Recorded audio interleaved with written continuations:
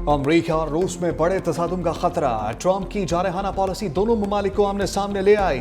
अमरीकी coast guards का बहरे ओकियानूस में रूसी तेल बरदार जहाज पर कब्जा।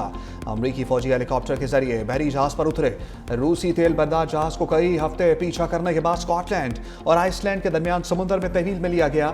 रूस की एटमी आबदोज और जंगी जहाज टैंकर की हिफाजत के लिए रवा दवा। अमरीकी यूरोपीय कमांड के मुताबिक रूसी बहरी जहाज पर अमरीकी वफाकी अदालत के वारंट का कब्जा है। अमरीका ने दिसंबर में भी टैंकर पर कब्जे की कोशिश की थी, जिसे अमले ने नाकाम बना दिया था। अमरीका को शुबा था जहाज वेनेजुएला से तेल लेकर रूस जा रहा था। बेला वन नामी जहाज पनामा में रजिस्टर्ड था।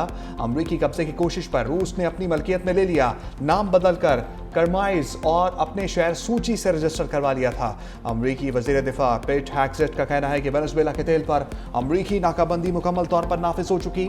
दुनिया के किसी भी हिस्से में वेनेजुएला का ममनू तेल बर्दाश्त नहीं किया जाएगा। ग्रीनलैंड अमेरिका और यूरोप के दरमियान वॉर लैंड बन गया। यूरोपीय ममालिक का ग्रीनलैंड के भरपूर दिफा का ऐलान। व्हाइट हाउस के मुताबिक अमेरिकी हुकूमत ग्रीनलैंड पर फौजी कार्रवाई समेत मुख्तलिफ ऑप्शंस पर गौर कर रही है। ट्रंप इंतजामिया के deputy chief of staff Stephen Miller ने कहा कि दुनिया ताकत के जोर पर चलती है। ग्रीनलैंड के मुस्तकबिल पर अमेरिका की फौज के सामने कोई खड़ा नहीं होगा। जर्मन वजीर खारिजा की वाशिंगटन को वार्निंग। कहा डेनमार्क नेटो का रुकन है, इसीलिए ग्रीनलैंड का दिफा इसी हुसूल के तहत किया जाएगा। ऑस्ट्रिया के नेटो कमेटी के चेयरमैन फेलहिंकर ने अमेरिका को खबरदार कर दिया। कहा ग्रीनलैंड पर कब्जे की कोशिश की तो यूरोप में अमेरिकी अड्डों को जब्त कर लेंगे। यूरोप अपना दिफा करना जानता है। फ्रांस, बरतानिया, इटली, स्पेन, पोलैंड और कनाडा समेत दीगर ममालिक का मुश्तरका बयान। कहा ग्रीनलैंड इसके अवाम का है, मुस्तकबिल का फैसला सिर्फ डेनमार्क और ग्रीनलैंड करेंगे। अमेरिकी बयानात बैनुल अक़वामी कवानीन के खिलाफ हैं। अमरीका का वेनेजुएला के तेल के ज़खायर पर शब खून। सदर निकोलस मोदोरो की गिरफ्तारी के बाद $2 अरब तेल का मुतनाज़ मुआहदा। वेनेजुएला से 30 से 50 मिलियन बैरल तेल अमरीका मुंतकिल किया जाएगा। अमरीकी सदर ट्रंप का ऐलान। सोशल मीडिया पर जारी पैगाम में कहा, यह तेल अमरीका में मार्केट कीमत पर फरोख्त किया जाएगा। इसकी आमदनी को खुद कंट्रोल करूंगा। इसे अमरीकी और वेनेजुएला के अवाम के फायदे के लिए इस्तेमाल किया जाएगा। ट्रंप की वेनेजुएला को एक और धमकी। कहा वेनेजुएला, चीन, रूस समेत दीगर ममालिक के साथ तजारती ताल्लुकात को फौरी खत्म करे, वरना शदीद नताइज भुगतना पड़ेंगे।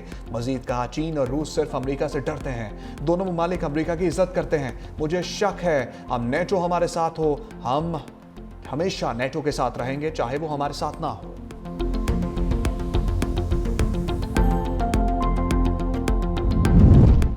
वेनेजुएला के तेल पर अमेरिकी कब्जे की कोशिशें। चीन की अमेरिकी इक़दाम की सख्त मजम्मत। वेनेजुएला से अमेरिकी मुतालबात को जालिमाना और बैनुल अक़वामी क़वानीन की खिलाफ वर्जी करार दे दिया।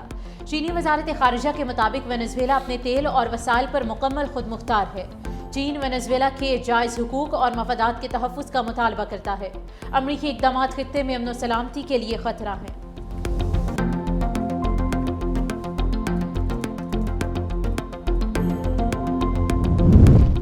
वेनेजुएला पर हमले के बाद ट्रंप के मुआवजे का मुतालबा जोर पकड़ गया। डेमोक्रेटिक अरकान कांग्रेस कहते हैं ट्रंप ने कांग्रेस की इजाजत के बगैर खुद मुख्तार मुल्क पर हमला किया। कार्रवाई आइन और बैनुल अक़वामी क़वानीन की संगीन खिलाफ वर्जी है। सदर ट्रंप का असल मकसद वेनेजुएला के तेल पर कब्जा करना है। इक़दामात काबिल मुआखज़ा हैं। ट्रंप को भी मुआवजे की टेंशन पड़ गई। रिपब्लिकन अरकान से खिताब में कहा, मिड टर्म इंतखाबात में जीत नागुज़ीर है। अगर हम हार गए तो डेमोक्रेट्स मेरे मुआवजे के लिए वजह तलाश कर लेंगे।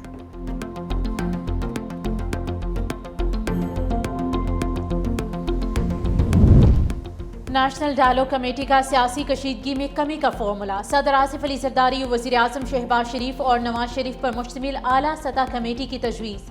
इस्लामाबाद में नेशनल डायलॉग कमेटी के ज़ेर एहतमाम बड़ी बैठक। साबिक़ वज़ीर आज़म शाहिद खाकान अब्बासी, लियाकत बलोच, शेर अफजल मरवत, बैरिस्टर सैफ की शिरकत। एलामिया के मुताबिक अपोजिशन कमेटी बनाई जाएगी जो सियासी कैदियों के साथ मिलकर डायलॉग कमेटी को बढ़ाए।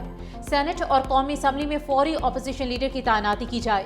सियासी कारकुनों की रिहाई के बाद हुकूमत पर एतमाद बढ़ेगा।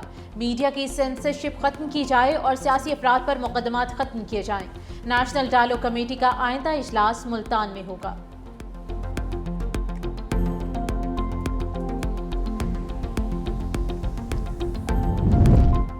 तहरीक इंसाफ से मुज़ाकरात पर कोई राब्ता नहीं हो सका। वफाकी वज़ीर पार्लिमानी अमूर तारिक फजल चौधरी की वजाहत। कहा, हमारा इत्तेहादी वाज़ेह तौर पर मुज़ाकरात के हक में है। मुल्क को बेहतर अंदाज से चलाने के लिए मुज़ाकरात ज़रूरी हैं। पीटीआई स्पीकर के चैम्बर में आए तो मुज़ाकरात हो सकते हैं। पहले एक टूर्नामेंट का ऐलान होता है, फिर टीमें बनती हैं। अपोजिशन लीडर का मामला स्पीकर ने हल करना है। पीटीआई अपनी गुजारिशात स्पीकर के सामने रखे तो मामला हल हो जाएगा। कोई मामला ऐसा नहीं जो मुज़ाकरात के जरिए हल ना हो।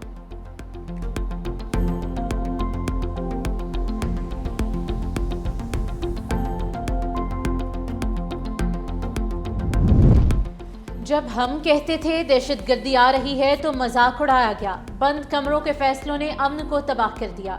वज़ीर आला खैबर पख्तूनख्वा सुहेल आफरीदी का शहीद बेनज़ीर भुट्टो विमेन यूनिवर्सिटी पेशावर के कॉन्वोकेशन से खिताब। कहा, ऑपरेशन से पहले कौम को एतमाद में लेना होगा। एतमाद के बगैर फैसले कबूल नहीं। मुल्क की खातिर कुर्बानियाँ दी हैं, अब भी देंगे। दहशतगर्दी के नाम पर किसी सियासी जमात या क़यादत को निशाना बनाना नाकाबिले कबूल है।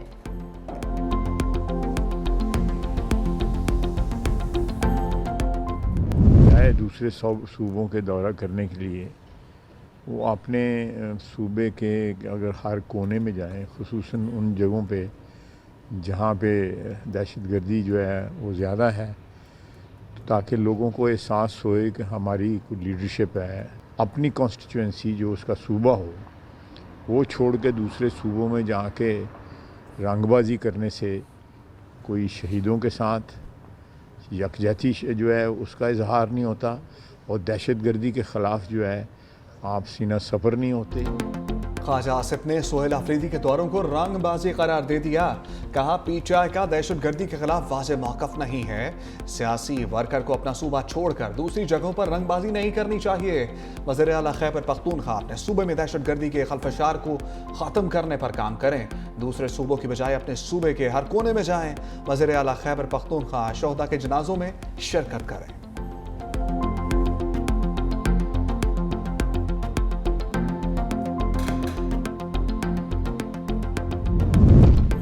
बानी तहरीक इंसाफ और बुशरा बीबी की अडियाला में मुलाकात 45 मिनट इकट्ठे रहे। ज़राए के मुताबिक मुलाकात गुज़िश्ता हफ्ते कॉन्फ्रेंस रूम में कराई गई। दोनों ने एक दूसरे का हाल अहवाल पूछा। बुशरा बीबी और बानी पीटीआई की मुलाकात जेल कवानीन के मुताबिक कराई जाती है।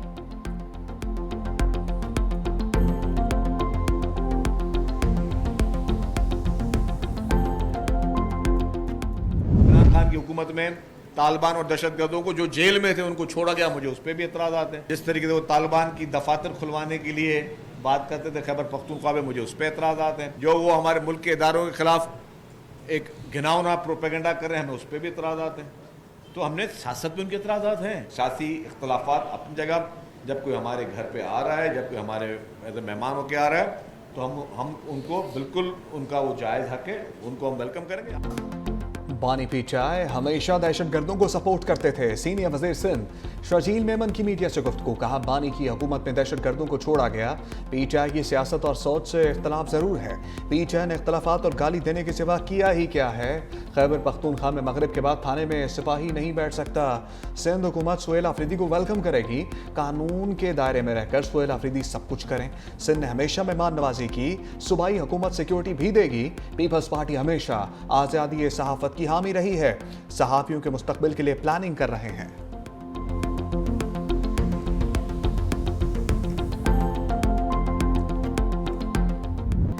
कच्चे के डाकुओं पर पक्का हाथ। सिंध हुकूमत का कच्चे में ग्रैंड ऑपरेशन का आगाज। वज़ीर दाखिला सिंध सियाल हुसैन लंचार कहते हैं कि कच्चे में बड़े पैमाने पर ऑपरेशन शुरू कर दिया है। डाकुओं को नेस्तो नाबूद करेंगे। जो डाकू अपने आप को चैंपियन समझते हैं उनके खिलाफ सख्त कार्रवाई होगी, लेकिन हथियार डालने वालों को मौका दिया जाएगा। ऑपरेशन में फिलहाल फौज की जरूरत नहीं। सिंध पुलिस के साथ रेंजर्स भी ऑपरेशन में हिस्सा लेगी। ऑपरेशन में पंजाब पुलिस की भी जरूरत पड़ेगी। उम्मीद है डाकुओं का मुकम्मल सफाया हो जाएगा। सिंध में अब कहीं भी हिफाजती कॉन्वॉय नहीं चल रहे। वज़ीर दाखिला सिंध की ज़ेर सदारत सूबे में अमन व अमान की सूरत हाल पर जायजा इजलास। आईजी ने बताया कि कच्चा और पक्का एरियाज दोनों में पुलिस दस्ते मुतहरिक और मुस्तैद हैं। डाकुओं के ठिकानों को मिसमार करेंगे। सहूलतकारों को भी नकेल डाली जा रही है।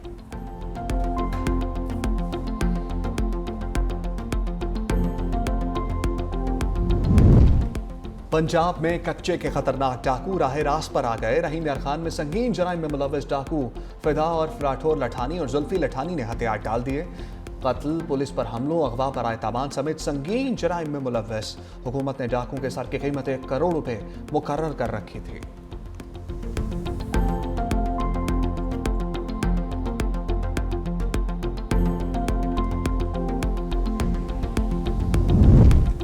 हुकूमत कारोबार करने वालों को सहूलियत देने के लिए पुरअज़्म है। वज़ीर-ए-आज़म शहबाज शरीफ की ज़ेर सदारत SMEs और छोटे किसानों को कर्ज फराहमी पर इजलास। वज़ीर-ए-आज़म शहबाज शरीफ का कहना था कि छोटे और दरमियाने कारोबार के लिए कर्ज का हुसूल आसान बनाया जाए। ज़राअत में जिद्दत के लिए तरजीही बुनियादों पर कर्ज दिया जाएगा। निजी शोबे बिलखसूस SMEs मईशत की रीढ़ की हड्डी हैं। निजी शोबे को फराहम करदा कर्जों का हजम 1.1 ट्रिलियन रुपए तक पहुँच चुका। रवां साल ज़रई कर्ज से मुस्तफ़ीद होने वालों की तादाद 30 लाख तक मुतवक्के है। SMEs और ज़रई शोबे के लिए कर्जों पर ज़िली कमेटी बनाने का भी फैसला। वज़ीर-ए-आज़म शहबाज शरीफ कल कोयटा का अहम दौरा करेंगे। बलोचिस्तान में अमन व अमान और सिक्योरिटी से मुतालिक इजलास की सदारत भी करेंगे।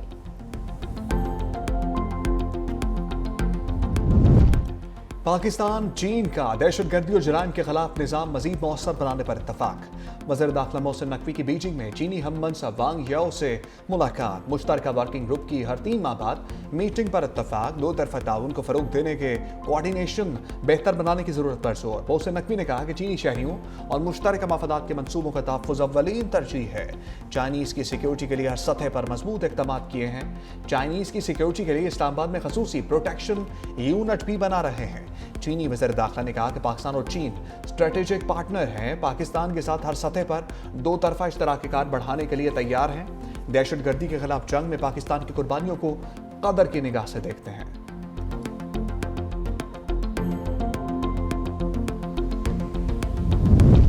Chairman Peoples Party Bilawal Bhutto Zardari से अरकान सिंध असम्बली की मुलाकातें। सैयद नासिर हुसैन शाह और सईद गनी ने बिलावल हाउस में मुलाकात की और अपने महकमों की कारकर्दगी से आगाह किया। रुकने सिंध असम्बली मुमताज़ चांडियो और सजीला लगारी भी बिलावल भुट्टो से मिले। ख़वातीन की सियासत में अहम किरदार और हल्कों के मसाइल पर गुफ्तगू हुई।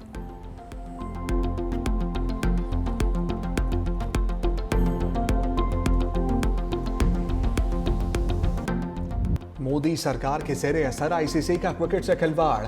भारत में T20 वर्ल्ड कप मैचेस ना खेलने की बांग्लादेश की दरखास्त मुस्तरद कर दी। भारतीय मीडिया के मुताबिक ICC ने कहा कि बांग्लादेश को इंडिया ना जाने की सूरत में पॉइंट्स से हाथ धोना पड़ेंगे। बांग्लादेश क्रिकेट बोर्ड का मौका भी सामने आ गया। कहा ICC को सूरत-ए-हाल पर तफसीली जवाब देंगे। मीडिया पर चलने वाली खबरें बेबुनियाद हैं। ज़राए के मुताबिक BCB और ICC हुकाम का वर्चुअल राब्ता नहीं हो सका। बांग्लादेश को भारत ना जाने पर पॉइंट्स ना मिलने का नहीं कहा गया।